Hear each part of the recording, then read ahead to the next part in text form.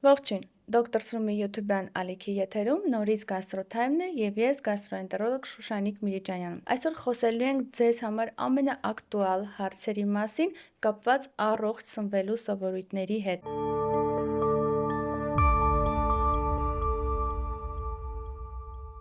Եվ այսօր իմ հյուրն է մարզիչ սննդաբան Էլիզա Պետրոսյանը։ Բարև ձեզ։ Բարև։ Շնորհակալ եմ հրավերս ընդունելու համար։ Ես շնորհակալ եմ հրավերի համար։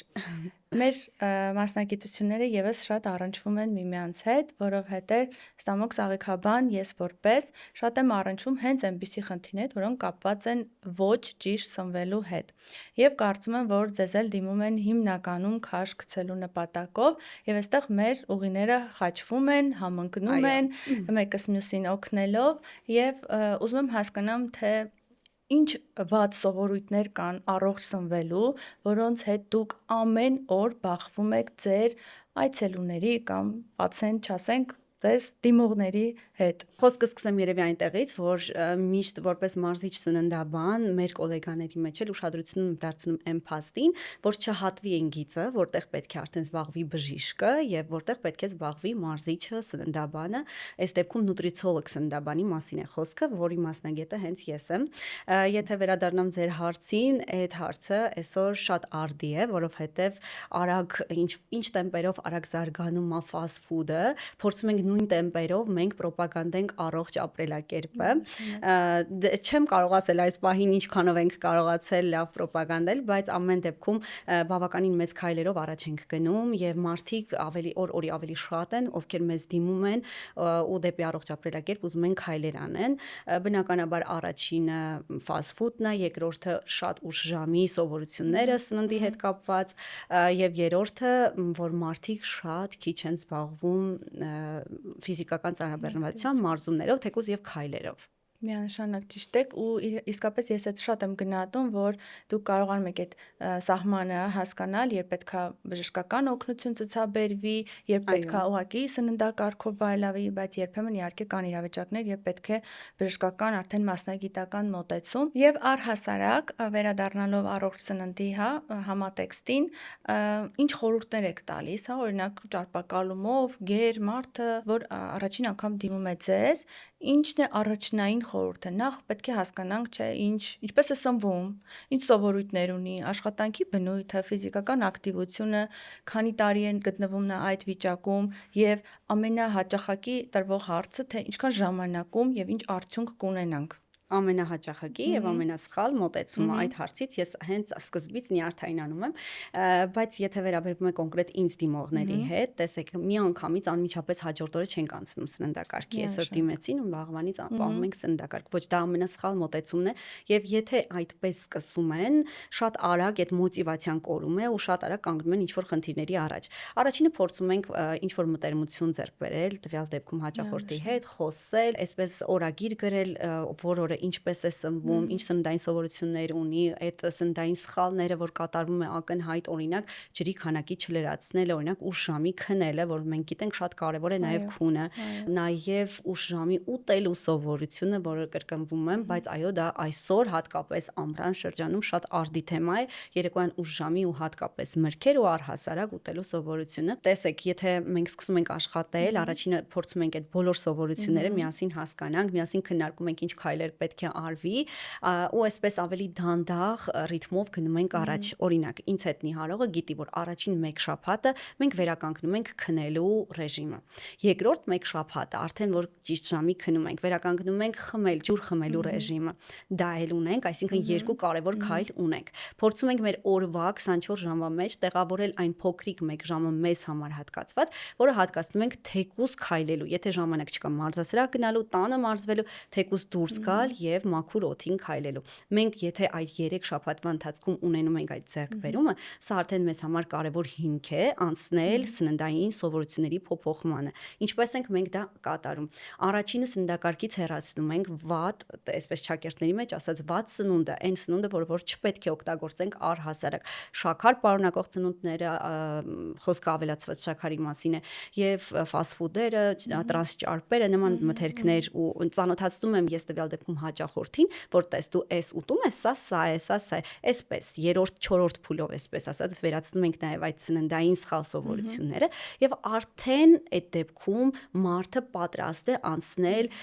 ճիշտ ռեժիմի։ Երբ որ այդ ամենը իր ռեժիմի մեջ կարգավորում ես, շատ հեշտ է արդեն տեղավորվել այդ ճիշտ սննդային սովորությունների մեջ։ Եվ հետո միշտ ասում եմ, մենք ունենք 21 օր քիմքը մաքրելու համար։ Եթե դու այդ 21 օրը հաղթահարեցիր, նոր սովորությունները բերեցիր քո կյանք, քիմքը մաքրվեց, դու արդեն ավելի հեշտությամբ ես գնալու առաջ։ Ու մեծամասամբ ես աշխատում եմ կանանց ու աղջիկների հետ, ու հենց իրենցից է գալիս սննդային ճիշտ վարքը մեր ապագա սերունդների համար, որովհետև մեր ընտանիքում պատրաստում են մեր մամաները, ու ինչ իրենք գնեն, ինչ պատրաստեն, դա էլ ուտելու են իրենց երեխաները, ու նման սննդային սովորություններով էլ արդեն զարգանալու են։ Հետևաբար մեր գործը շատ կարևոր գործ է, հենց նուտրիցիոլոգ սննդաբանների, ովքեր այսպես սննդագետներ են համարվում, այսինքն խորացված ուսումնասիրում ենք մենք սնունդը ու սննդի դերը մարդու կյանքում, ընտանիքներում եւ իհարկե արդեն դեպի ապագա սերունդ ճիշտ սննդային սովորություններ ենք փոխանցում։ Այդ շատ կարևոր միտք ծագեց, որ իսկապես այդ ընտանիքում կնոջ դերը շատ կարևոր է առողջ սնվելու առումով, որովհետև երբեմն գալիս են տղամարդ պացիենտներ, որոնք ունեն ինչ-ինչ խնդիրներ, ճարպակալում եւ այլն, եւ ես երբ բուժումը նշանակելուց եւ սննդակարգ հասելուց հետո ասում եմ պետքա պարտադիր ձեր հետ ձեր կինը կամ մայրը ով է ձեր տանը պատրաստում, ձեզ հետ լինի, ասում եմ ինչի համար, որովհետև իրենք են պատրաստում, այսինքն դուք ուտում եք այն, ինչ ձեզ տալիս են, կամ դրսում, որը էլի շատ վատ է, կամ տանը ինչ որ պատրաստում է, ու երբեմն երբ ես շատ մանրակրկիտ հարցնում եմ, ինչպես եք պատրաստում այս ինչ ուտեստը, կամ ինչ եք ուտում, օրինակ, երեք ինչ եք կերել, առավոտից ես սկսում եմ հարցնել, նախաճաշին զգում ես թե ինչքան վատ է զարգացած սննդային կուլտուրան ընտանիքներում, հասարակ բաները պատրաստելու կանոնները ուղղակի չեն պահվում, առողջ սննդի կանոնները։ Իսկ ինչ վերաբերվում է ձեր պացիենտի հետ շփմանը, համաձայն եք, որ այս առումով շատ կարևոր է հոգեբանական կապը, չէ, սննդաբանի եւ տվյալ նիհարողի, որովհետեւ առաջինը նա պետք է մոտիվացված լինի ձեզնով, պատասխանատու լինի ինչ որ մեկի առջև, չէ, որպեսզի արդյունքի հասնի, եւ շատ կարևոր է գիտակցական մակարդակը այս գործընթացում։ Միանշանակ կապը հոգեբանական շատ կարևոր է, ու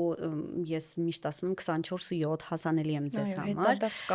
Իհարկե, նախնական փուլում մենք այնքան գիտելիք ենք փոխանցում տվյալ մարդուն, որ ինքը բավականին պատրաստված է նույն առիթների ժամանակ ամենահաճախ տրվող հարցերից է նաև առիթների ժամանակ ինչ ուտենք, մարդիկ կան ինձ դիմում են, ասում են մենք գրեթե ամեն օր առիթ ենք, ինչպես պետք է այդ հարցը լուծենք։ Համաձայն եք, որ առիթին է կարելի է այնպես ուտել, որ առողջի սահմաններում լինի։ Այո, միանշանակ ձեզ հետ համաձայն եմ, ես ինքս էլ այդպես ասում եմ, բայց նաև այստեղ մի այլ հոգեբանական նուրբ այսպես կետի եմ հանգել, դա էլ աշխատանքային փորձի ընթացքում, երբ ի սկզբանե դու մարդուն ասում ես, գիտես, դու կարող ես գնալ առիթներին, ուտես այն ինչ ցանկանում ես, մենք կքննարկենք միասին քո սննդակարգը, այստեղ մի կարևոր այսպես կետի ենք գալիս, մարդը չի այսպես ինքնակազմակերպվում ու չի հասկանում ինքը ինչ process-ի մեջ է մտել։ Ես իհարկե ողջունում եմ փաստը, որ մենք պետք է կոմֆորտ զոնայի մեջ լինենք յուրաքանչյուր քայլի ժամանակ, то есть եթե մենք առողջ ենք սնվում, միևնույն դա պետքա մեր կոմֆորտ զոնայի մեջ լինի, բայց նաև պետքա ինքնադիսցիպլինա, որպեսզի դու ամեն դեպքում հիշես, որ դու այս պահին գտնվում ես որոշակի process-ի մեջ։ Եթե քո նպատակը տվյալ պահին քաշի ավելացումն է, քաշի նվազեցումն է, եթե դու նպատակային ես սնվում, եթե խոսքը վերաբերում է պարզապես առողջ ապրելակերպի մասին, ես ունեմ իմիջիայլոց տարիներով ինձ հետ սննդակարգ պահող եւ մարզվող աղջիկներ, անգամ 5-6 տարի ամեն ամիս ես եմ գրում ընտանիքի սնունդը, ընտանիքը մարզվում է իմ ծրագրով ու իրենք պարզապես առողջ են սնվում։ Այո, նման ընտանիքը կարող է իրեն թույլ տալ շատ հաճախակի լինել տարբեր առիթների ու ուտել ամեն ինչ, որովհետև մենք պահում ենք հասարակ 80-20 հարաբերակցությունը 80% դու տան մեջ պահիր առողջ ու ճիշտ համադրություններն ու մթերքները, սնվիր առողջ պահիր այդ կանոնները, 20% դրսում արա ու սնվիր այնպես, ինչպես ցանկանում ես։ Համաձայն եմ։ Մի բան, ես միշտ շեշտում եմ, եթե դուք դիմում եք արդեն սննդաբանին ու սկսում եք իր հետ անցնել որոշակի ծրագիր, ձեր ուղեղի մեջ փոքրիկ այսպես պատկերացում կազմեք, օրինակ դուք ինչ որ հիվանդության դեմ բուժվում եք ինչ որ բժշկի մոտ։ Դա սկզբնական շրջանում միայն, որպեսզի կարողանաք ինքնադիսցիպլինա ունենալ, որպեսզի կարողանաք ձեզ ավելի այսպես զիք լինել ու ճիշտ ձևով անցնել առաջ։ Բայց եթե ի սկզբանե մենք այսպես մեզ դիմաց հաճախորդին ռելաքսի մեջ ենք պահում, ասում ենք դու կապրես ու հիմա շատ են, չէ՞, այդպես ռոպագանդում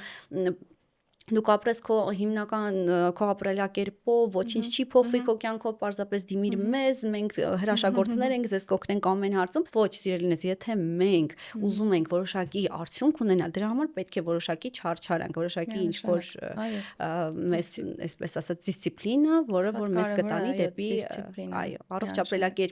առողջ ապրելակերպ հավասար դիսցիպլինա, առանց նրա չի լինի մյուսը։ Եվ մի շատ կարևոր միտք, այդ դիսցիպլինան, որը մենք պարտադրում ենք մեր հաճախորդին, մենք անձամբ օրինակ պետք է հանդիսանանք, քանի որ այո, մենք ինքներս պետք է դիսցիպլինայով ապրենք, մենք պետք է առողջ սնվենք, որպեսզի կարողանանք դա առաջարկել։ Համաձայն չեք, որովհետև կան այո, այս առողջ ապրելակերպին որպես բիզնես վերաբերվող մարդիկ,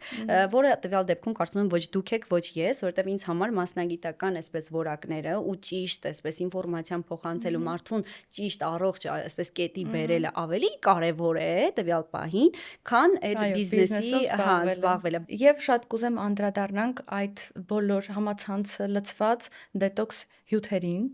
Արդյոք դուք առաջարկում եք ձեր հաճախորդներին, արդյոք ինչ գիտեք դրանց օգտակարության կամ վնասների մասին։ Առաջարկում եմ բնականաբար, եթե խոսքը գրում է դետոքսների մասին, որոնք պատրաստված են մրգերով, բնականաբար ոչ մի հյութ, ոչ մի սմուդի, որը որ ամբողջությամբ իր մեջ պարունակում է միրգ, ես դա երբեք չեմ նշանակում, երբեք չեմ թողնում, որ ինձ հետ նիհարող մարդիկ անեն, որովհետև առաջինը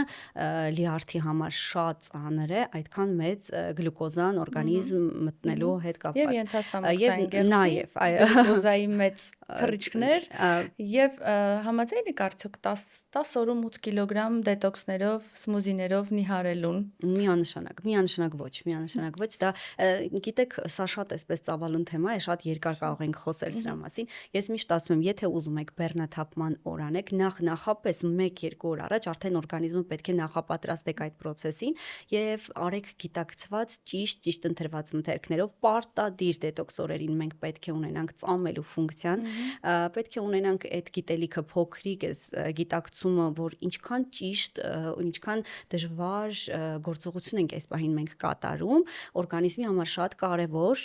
անգամ Գերմանիայում կան կլինիկաներ, որոնք զբաղվում են հենց այդ դետոքսիկացիա, որտեղ ինքը այսպես սովորական բան չի, որ ամեն րոպե գնես ինչ որ հյութ խմես, ասես ես դետոքսիկացիա արեցի։ Գնայք ընդհատում եմ, բայց ինձ թվում է, եթե մարդը մշտապես առողջ է սնվում, նա ուղղակի բեռնաթափման կարիք չունի։ Ովքեր են բեռնաթափման օրեր հայտարարում, ովքեր այնքան վատ բաներ են ուտում ամբողջ օրը, առիթների դրսում, ֆաստ ֆուդեր, հա, ինչ որ մի օր որոշում են բեռնաթափում, բայց դա ավելի մեծ ստրես է օրգանիզմի համար։ Եթե դիսցիպլինայով առողջ սնվող մարդը ուզում է ինչ որ բեռնաթափում անել, ինձ թվում է դա ուղղակի անիմաստ է, քանի որ ամեն օր առողջ սնվում է։ Բայց եկեք մի փոքր հակադարձեմ, նման մարդիկ չեն էլ ուզում դետոքս անել։ Միանշանակ, դետոքս ցանկացող մարդը նա է, ով որ 1 օր առաջ շատ վատ բաներ եկել է, խղճի խայթ ունի ու փորձում է ինքն այս նաև այստեղ հոգեբանական մոտեցում կա, ինքը իրեն պատժելով փորձում է այսպես այդ խղճի խայթը իր մեջ մաքրել, բայց մի արեք այդպես, ավելի եք վնասում միանշանակ։ Ես էլի եմ ասում, եթե մենք ինչ որ բժշկական ցուցումներից ելնելով կարիք ունենք ինչ որ մաքրել լյարդը կամ եւ այլն, դա պետքա լինի միայն ճիշտ բժշկի ուղեկցությամբ, ճիշտ մթերքներով, պարտադիր ծամելու գործողությունը մցրած օրվա մեջ ու ճիշտ քանակով, անգամ մի քանի ժամ պարզապես ոչինչ չուտելը համարվում է դետոքս։ Օրինակ, առավոտյան արթնացանք, բաց ենք թողնում նախաճաշը, լանչից սկսում ենք սնվել, սա ավելի առողջ մոտեցում է, քան այն, որ մենք առանց ուսումնասիրելու ինչ որ շատ տարբեր մրգեր, քաղցր գլյուկոզաներ տալիս ենք մեր օրգանիզմի։ Նույնը հյութերի հետ կապված կարելի է խոսել, որ առավոտյան արթնանում են, իբրև առողջ են սնվում, քամում են նարինջը ու խմում են հյութը։ Դուք արդեն ինձնից լավ գիտեք ինչեր է լինում։ Առհասարակ այդ դետոքս բառի մոտ արդեն շատ վատ էմոցիաներ առաջացնում, այո։ Եվ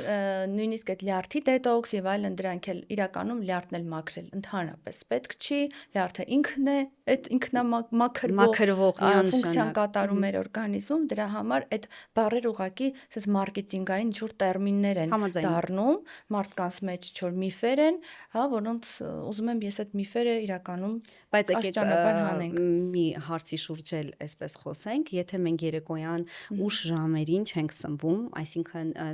19:00-ից հետո ոչինչ չենք ուտում, մենք թողնում ենք մեր օրգանիզմում թե լյարդը, թե երիկամը ինքնամաքրվեն եւ առավոտյան արդեն իրենք պատրաստ են, այսպես ասած, ու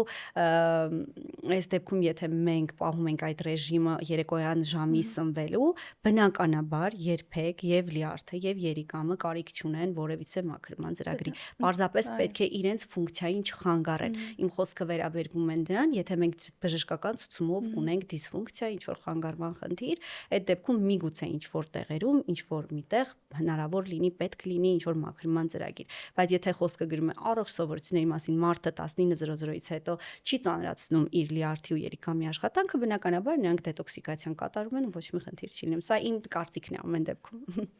Շնորհակալ եմ Էլիսա ջան հետաքրքիր զրույցի համար։ Հուսով եմ բավականին հարցերի պատասխաններ հնչեցին այս մեր հարցազրույցի ընթացքում։ Հուսով եմ եւս մեկ անգամ կհանդիպենք։ Ես նույնպես շնորհակալ եմ հրավերի համար, մեծ հաճույքով կգամ, կարծում եմ ինչքան էլ խոսենք, այս թեման պետք է շատ խոսվի, որպեսզի կարողանանք ռոպագանդան տեղ հասցնել։ Շնորհակալ եմ։ Ձեզ եմ շնորհակալ։ Իսկ դուք չմոռանաք բաժանորդագրվել Doctors Room-ի YouTube-յան ալիքին, որպեսզի բաց չթողնեք մեր հետագա հաղորդումները։